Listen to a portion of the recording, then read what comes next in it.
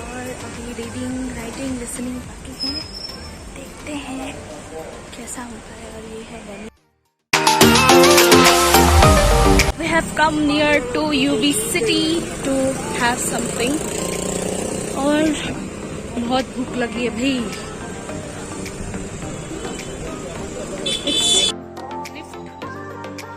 Take lift and go।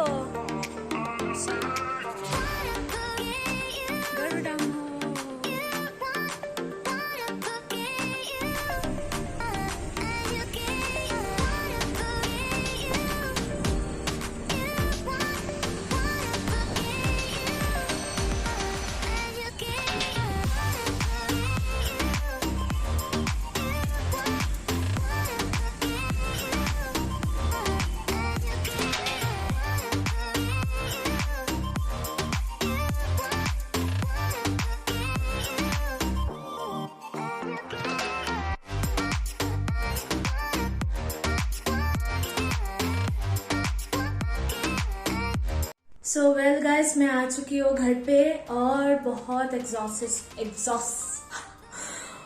Exhausted हूँ। यहाँ पे मैंने मेरा ड्रेस खोल के रख दिया।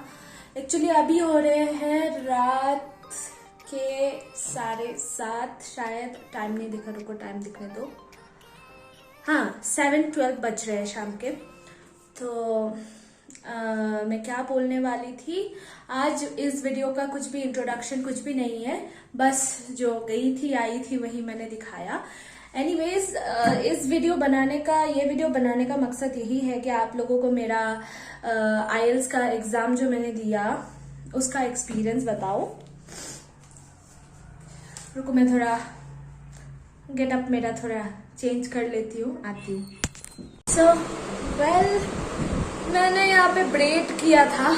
फैन बहुत ज्यादा आ रहा है, नहीं तो बात नहीं सुना देगा। मैंने ब्रेड बनाया था तो वो खोल लिया मैंने, और मैं एक नया शेड का लिपस्टिक लाई हूँ जो मैं अभी लगाई हूँ।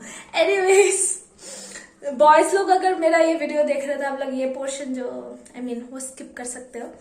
एनीवेज, हाँ, मतलब आज मैं आप लोगों को बताने वाली हूँ मेरा आईएलटीएस का एग्जाम कैसा गया।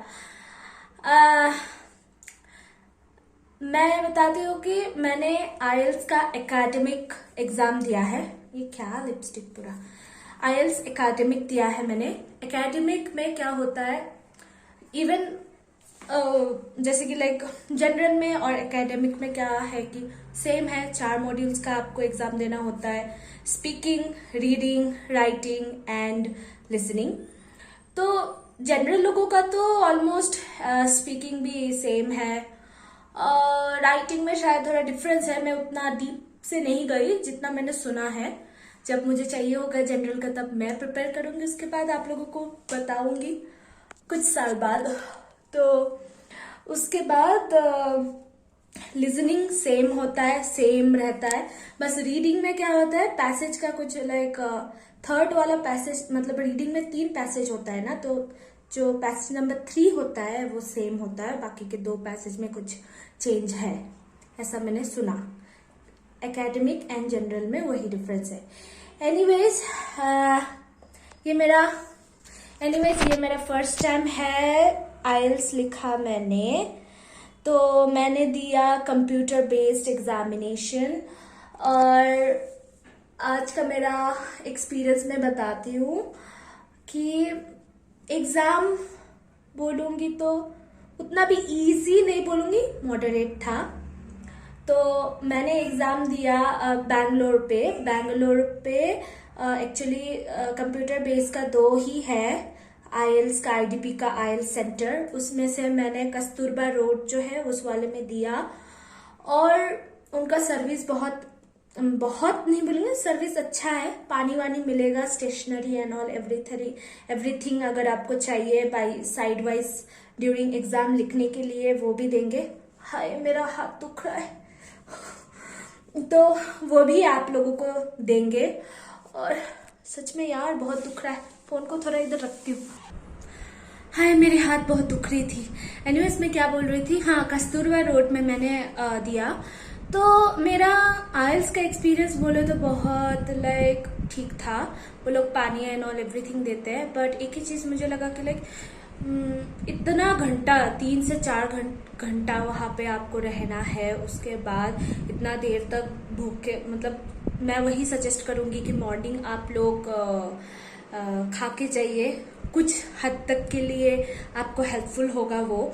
लेकिन जब आप एग्जाम दोगे ना उस टाइम पे एक तो आपको भूख भी लगेगी, एक पे आपको टेंशन की वजह से, एसी के वजह से थोड़ा वॉशरूम का भी लग सकता है जाने का। मुझे तो नहीं लगा क्योंकि मैंने उतना पानी नहीं पिया था, सुबह ही पिया था। एनीवेज, तो मेरा स्पीकिंग टेस्ट हुआ था पहले। मैं यहाँ से दूर से गई थी, मेरा यहाँ से एग्जाम सेंटर 16 किलोमीटर दूर है, और मैं गई मैं निकली थी 9:40 को यहाँ से और जाके पहुंची 10:32 को। जाने के बाद मेरा 11:20 को हुआ था speaking test.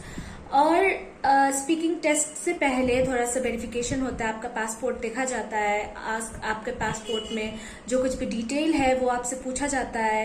As for example, what is your full name, what is your parents name, when the passport was issued, what is your place of issue, place of birth, date of birth, वो सब। Apart from that, उसके बाद आपका जो right finger का index होता है ना, इंडेक्स फिंगर, उसको वो एक जो वेरिफिकेशन के लिए एक मशीन होता है, जिसके हम आधार कार्ड में जब आधार कार्ड बनाते हैं ना तब होता है ना, सेम वैसा टाइप का है। तो वैसा आपको इंडेक्स फिंगर में 2 to 3 टाइम्स ये करना है। ये तो गया वेरिफिकेशन का प्रोसेस। उसके बाद जब होता है स्पीकिंग टेस्ट, स्पीकिंग टेस्ट में आप जब जाओगे, आपका नंबर, कैंडिडेट नंबर, जो आपका उस दिन का कैंडिडेट नंबर होगा वो बोला जाएगा एग्जामिनर के सामने। एंड देन स्पीकिंग के 3 पार्ट्स, जैसे कि फर्स्ट इंट्रोडक्शन पार्ट होता है जहाँ पे आपके बारे में, आपका नाम, आप क्या करते हो, आप कहाँ से बिलोंग करते हो, और कुछ रिलेटेड क्वेश्चन, जैसे कि मुझे पूछा गया कि are you interested to learn about stars and other planets। उसी पार्ट 1 में पूछा गया था कि like how much it impacted your life, how much did you learn, what and all did you learn, something kind of like that। मैं exact बोल नहीं पा रही हूँ, बट ऐसा ही। पार्ट 1 में आपको इतना लंबा लंबा जवाब देना नहीं है। तो देन आता है, नेक्स्ट आता है पार्ट 2, जो क्यू कार्ड है। वो लोग आप लोगों के नोट का एक पेपर छोटा सा देंगे, साथ में पेंसिल देंगे। उसके बाद आपको पूछेंगे क्वेश्चन और आपको 1 मिनट दिया जाएगा टू प्रिपेयर। तो मैं क्या थी, मुझे प्रिपेयर नहीं करना था क्योंकि इसमें कुछ प्रिपेयर करने का है ही नहीं, क्योंकि कुछ ऐसा टॉपिक नहीं है कि बहुत डिफिकल्ट टॉपिक था एंड ऑल, ऐसा कुछ भी नहीं था। तो लाइक मुझे पूछा गया, तो describe about something you achieved, what you achieved, when you achieved, how difficult it was, and why do you feel proud about it, what was your experience। ऐसा कुछ एक, मतलब एक क्वेश्चन के नीचे 3-4 क्वेश्चन, 4-5 क्वेश्चन ऐसे थे।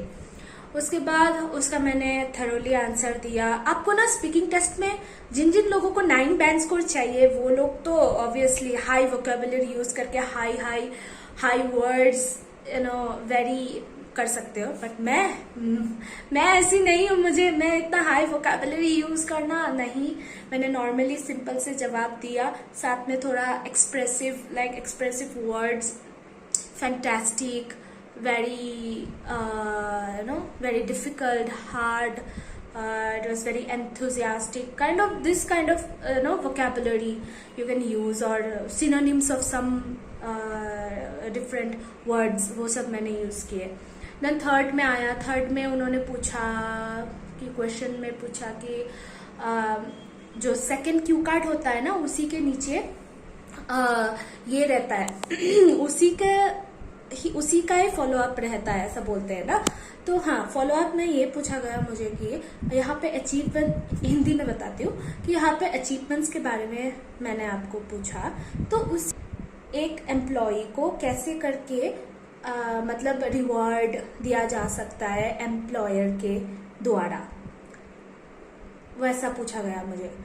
तो मैंने बताया 2-3 लाइन में, 4 लाइन में बताया। उसके बाद पूछा गया कि और कौन से तरीके से किया जा सकता है, उन लोगों को रिवॉर्ड दिया जा सकता है। और ये जो रिवॉर्ड दिया, थर्ड क्वेश्चन, रिवॉर्ड जो दिया जाता है उसके बदले ऑर्गेनाइजेशन को या कंपनी को क्या, लाइक एम्प्लॉयर को क्या बेनिफिट हो सकता है। तो मैंने बताया, जो आया मेरे माइंड में मैंने बताया कि एम्प्लॉयर नहीं, कंपनी को बहुत सारा कंपनी का बहुत सारा रेपुटेशन गेन होगा। उसके बाद मैंने क्या बोला कि लाइक उनके कंपनी के बारे में लोग यहाँ से यहाँ चर्चा करेंगे। उसके बाद कंपनी में और भी एम्प्लॉयज काम करने के लिए आएंगे, उनको इच्छा होगा काम करने का। उसके बाद अगर the same process keeps on continuing for like a decade or anything, then that company can grow well in many perspective। वो सब था, मैं फ्लो में क्या क्या बोल गई। But yes, one more very special tip यही है कि आप जब भी स्पीकिंग टेस्ट देने जा रहे हो तो ब्लैबर करते रहना है। अगर आप ब्लैबर करते रहोगे और क्वेश्चन का एग्जैक्ट आंसर नहीं भी दे पाओगे, लेकिन लाइफ एक्सपीरियंस के अकॉर्डिंग आप ये दे सकते हो, एग्जाम्पल्स दे सकते हो, लाइफ एक्सपीरियंस के अकॉर्डिंग एग्जाम्पल्स बोल सकते हो। उसके बाद वो सब बोलने के बाद लाइक आपको सिर्फ कंटिन्यू करना है। पार्ट 3 में 3 to 4 क्वेश्चंस मुझे पूछा गया और मैं कहीं पे भी रुकी नहीं। अगर आप एक बात, अगर आप लोगों को क्वेश्चन ये लगे कि क्वेश्चन समझ में नहीं आया, आप एग्जामिनर को पूछ सकते हो। एनीवेज 20 मिनट्स ही था एक कैंडिडेट को एग्जाम लेना। तो अगर वो लोग लाइक तुम्हारा अगर कन्वर्सेशन बहुत लंबा हो रहा है तो वो लोग आपको बीच में रोकेंगे, उसकी वजह से बुरा मत मानना क्योंकि उनका एक टाइमिंग होता है, जो वो लोग एक छोटा सा डिवाइस होता है सामने, जो आईएल्स के स्पीकिंग टेस्ट देने जाएंगे, आईएल्स टेस्ट देने जाएंगे, उनको पता होगा।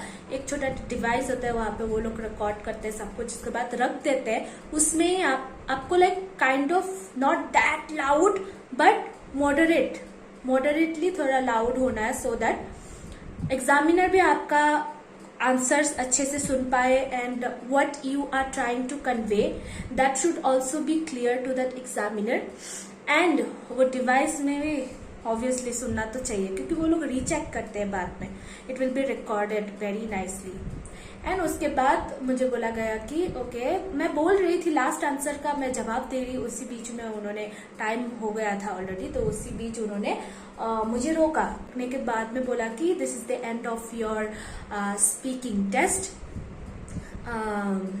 Thank you, have a good day हेड। तो लाइक ऐसा रूडली होके नहीं निकलना है, बोल देना उनको भी, बोलना कि thank you so much ma'am, I wish you the same, बोल के निकल जाओ। और मॉर्निंग में जब भी जाते हो, लोग बोलते कि ग्रीट मत करो, ये नहीं, वो नहीं, ऐसा नहीं है।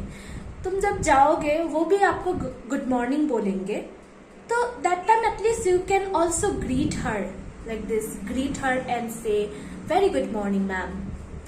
तो स्पीकिंग में क्या होता है ना, लोग घबराते हैं और मैं भी घबराई हुई थी। फिर भी मुझे लगता था कि मुझसे जो मैं सिंपल इंग्लिश बोलती हूँ ना, वो भी होगा नहीं मुझसे इस एग्जाम में, बट नो वरीज। नेक्स्ट आते हैं हमारा नेक्स्ट मॉड्यूल, जो मतलब मेरा हुआ था 1 o'clock to 3:40 कुछ तक हुआ, रेस्ट ऑफ द 3 मॉड्यूल्स। और मॉड्यूल्स में फर्स्ट हुआ लिसनिंग, उसके बाद हुआ रीडिंग, उसके बाद हुआ राइटिंग एग्जाम। तो आपको लिसनिंग में हेडफोन्स दिए जाएंगे। उस टाइम पे एग्जाम से पहले टेस्ट किया जाता है कि हेडफोन में लाइक कोई गड़बड़ी तो नहीं, कुछ भी तो नहीं, and everything, some instructions will be there, even a sample audio will be played, and you will be able to adjust your volume, and even you will be able to adjust the headphone if it is loose. there is one thing यहाँ पे adjust करने को, वो तुम adjust कर सकते हो। उसके बाद लिसनिंग टेस्ट शुरू होगा। लिसनिंग टेस्ट में फर्स्ट पार्ट में था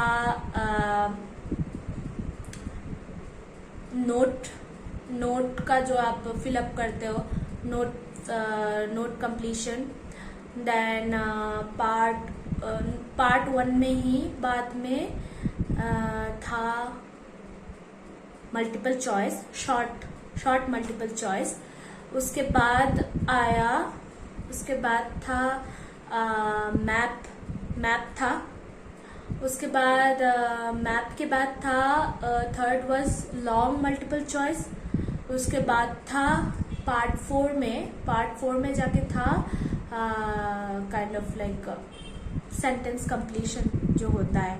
आजकल ये न्यू आया है, न्यू बोले तो लास्ट ईयर से शायद या इसी साल से ऐसा आया है कि लास्ट पार्ट 4 में आपको मल्टीपल चॉइस नहीं मिलेगा, आप लोगों को पार्ट 4 में मिलेगा सेंटेंस कंप्लीशन मिलेगा। तो लिसनिंग वाज वेरी इजी और I can bet that I will score 8.5 और 8, 9 तो आई डोंट थिंक सो मिलेगा, I don't know, but dam easy था। मेरे खुद के कुछ माइनर मिस्टेक्स के वजह से शायद कुछ मार्क्स जा सकते हैं। And one more important thing is that उसमें क्या था कि मैंने अपर केस यूज किया। आप चाहे तो मिक्स भी करके यूज कर सकते हो और नहीं तो लोअर केस में भी यूज कर सकते हो। एनीवेज, मेरे नेक्स्ट वीडियो में अगर इस वीडियो में अच्छे से व्यूज आया तो मैं नेक्स्ट वीडियो में बताऊंगी कि मतलब कैसे करके मैंने प्रिपरेशन किया और वो एग्जाम टाइम पे मैंने कैसे करके उस चीज को हैंडल किया, उस सिचुएशन को हैंडल किया, कैसे डील किया, वो सब बताऊंगी। Then okay, let's come to the next module which I have attended, that was reading के पैसेजेस, 3 बड़े बड़े पैसेजेस थे। पैसेजेस में आंसर ढूंढना उतना मुश्किल नहीं था, ठीक था, अच्छा था। हो सकता है मेरे खुद के गलती की वजह से आंसर जाएंगे, तो मुझे लगता है कि रीडिंग में मेरा स्कोर आ जाएगा अच्छे से। Next, reading for most of the students it is nightmare. Reading में फर्स्ट तो keywords and then skimming and then और क्या बोलूं, और आपका जितना जल्दी तरीके से आप आंसर को अटेंड कर सको, अपना टाइम मैनेजमेंट बहुत इंपॉर्टेंट है। सिनोनिम्स, वोकैबुलरी एंड देन हाँ वही सब इम्पोर्टेंट है।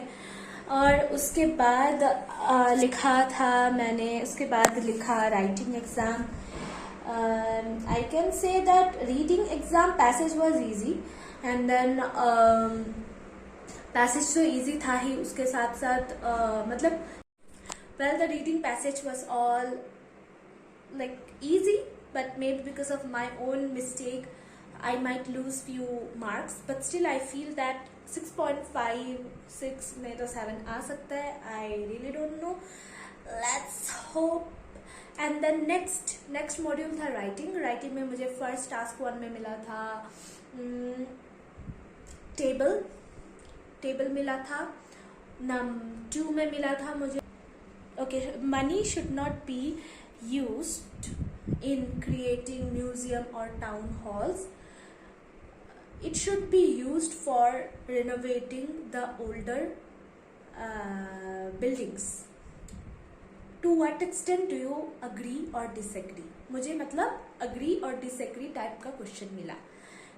आप लोगों को पता ही होगा, जो लोग IELTS के लिए प्रिपेयर कर रहे हो उन लोगों को पता ही होगा कि there are many different types of questions which might come which we have to prepare and और आप लोगों को पता है कि IELTS के टास्क 1 टास्क 2 का स्ट्रक्चर क्या है, और जिन लोगों को नहीं पता मैं बता देती हूँ। टास्क 1 का स्ट्रक्चर है इंट्रोडक्शन, ओवरव्यू, बॉडी पैरा 1 और 2। यू कैन इवन लाइक आपको एक्सटेंड करना है तो आप 3 बॉडी पैरा भी लगा सकते हो, वेरी ऑप्शनल है। उसके बाद टास्क 2 में आता है आपका इंट्रोडक्शन में आपको समराइज करना पड़ेगा और पैराफ्रेजिंग करना पड़ेगा। और then next is overview, next is body para 1, body para 2 and then comes the conclusion. Conclusion is very much important in your task 2। आप अगर मतलब आंसर कुछ भी लॉजिकल या कुछ भी अगर लिख नहीं पाते हो, कभी कभी टेंशन की वजह से हम लोग लिख नहीं पाते हैं, तो मतलब ऐसा कभी भी हो भी जाता है ना, कंक्लूड करना मत भूलिए, एटलीस्ट 2 पॉइंट्स मेंशन कीजिए, मतलब आप क्यों अग्री कर रहे हो इस स्टेटमेंट के साथ और आप क्यों डिसएग्री कर रहे हो। एंड अग्री डिसएग्री में भी 100% अग्री नहीं तो 100% डिसएग्री, और else 60% you are agreeing, 40% you are not agreeing, vice versa. And then task 1 में जैसे कि हम लोगों को मुझे टेबल मिला, तो water usage by 6 different countries, उसके बारे में टेबल में जो है उसको एक्सप्लेन करना है। ओह यहाँ पे क्या आया, तो टास्क 1 में हम लोगों का क्या क्या टाइप ऑफ क्वेश्चन है, पाई चार्ट आता है, line diagram, bar graph, process, and then आता है ये table. All this type are very much common. मैं तो सोची थी मुझे बार ग्राफ नहीं तो लाइन ग्राफ आएगा, because this is very much easier to do than table, but still मेरा राइटिंग अच्छा गया। और टास्क 2 भी मैंने बहुत अच्छे तरीके से लिखा। टास्क 2 में आपको क्या करना है, 250 वर्ड्स का लिखना है। 250 वर्ड्स में मैंने लिखा, मतलब 250 वर्ड्स मिनिमम होना है, ऐसा नहीं है कि 250 तक ही लिखना है, नहीं, 250 वर्ड्स तक मिनिमम होना है। और कंप्यूटर में क्या होगा, ऑटोमेटिकली वहाँ पे नीचे में आप जो कुछ भी लिख रहे हो, टाइप कर रहे हो, कितने वर्ड्स का हुआ है वो पूरा आ जाता है, ठीक है, वो पूरा आ जाएगा।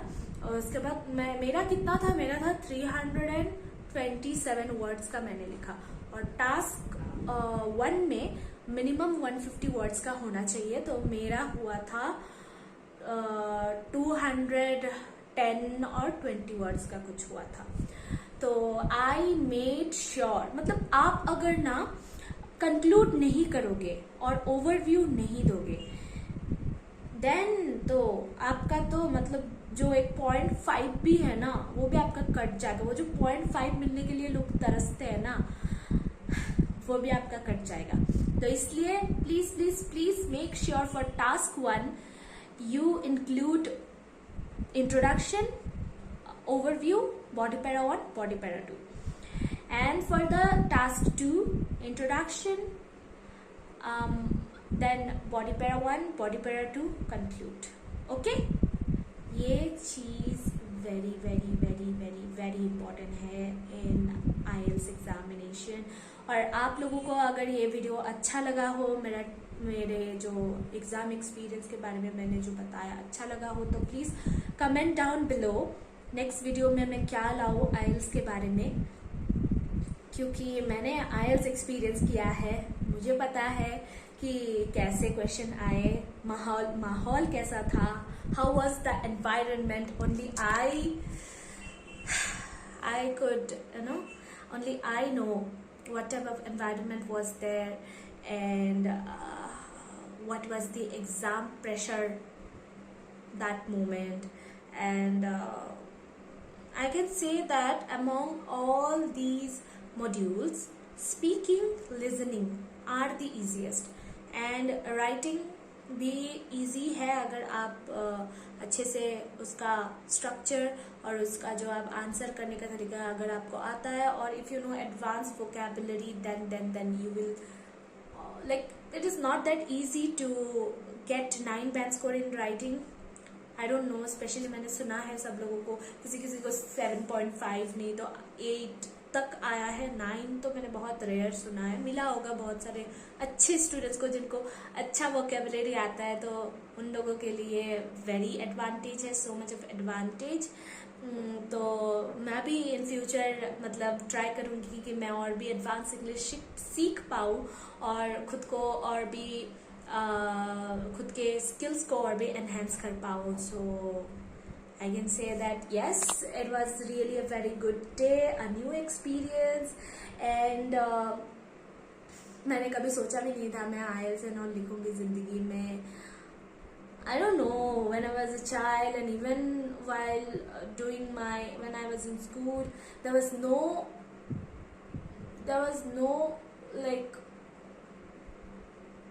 was nothing inside my mind that I want to go outside of the country. Yes, this is very true. उसके बाद लाइक अभी भी मेरा कुछ भी फिक्स हुआ नहीं है। मैं यूनिवर्सिटी से नॉल देख रही हूँ, सब कुछ प्रोसेस ऑन बाकी है अभी भी। जब हो जाएगा ना आप लोगों के साथ जरूर शेयर करूंगी। और आप लोग कमेंट में जरूर बताइए कि आप लोगों को क्या चाहिए आईएलटीएस के बारे में, या कोई टिप्स एंड ट्रिक्स चाहिए आईएलटीएस के बारे में। और आप लोगों को मैं तो यही बताऊंगी, पेन पेपर के लिए जरूरी नहीं है। अगर आप लोग टाइपिंग में, ऐसा नहीं है कि टाइपिंग में प्रो होना है, सब कुछ करना है, आना चाहिए, जल्दी फास्ट फास्ट लिखना है, ऐसा नहीं। आप अगर मॉडरेट लेवल के भी होना, जो जैसे मैं हूँ, आप कर लोगे। So no need to worry about that. और स्पीकिंग में आप बात करते रहना, ठीक है, थोड़ा नर्वस हो जाते हैं हम लोगों से बात करने के लिए, बट देन मॉडरेट स्पीकर्स भी है, आराम से आपको 6 नहीं तो 6.5 आ जाएगा। एनीवेज यूनिवर्सिटीज का रिक्वायरमेंट वही होता है, minimum not less than 6, overall 6.5। Many countries में 6.5 नहीं 6.5 के ऊपर 7 भी चाहते हैं, ऐसा है। तो अकॉर्डिंग टू दैट आप लोग प्रिपेयर कीजिए और हो जाएगा। Don't worry, never give up and never ever think that you can not do. I know there will be some point of time where we will feel like हमसे नहीं होगा यार। मुझे भी फील हुआ था, बहुत बार फील हुआ था।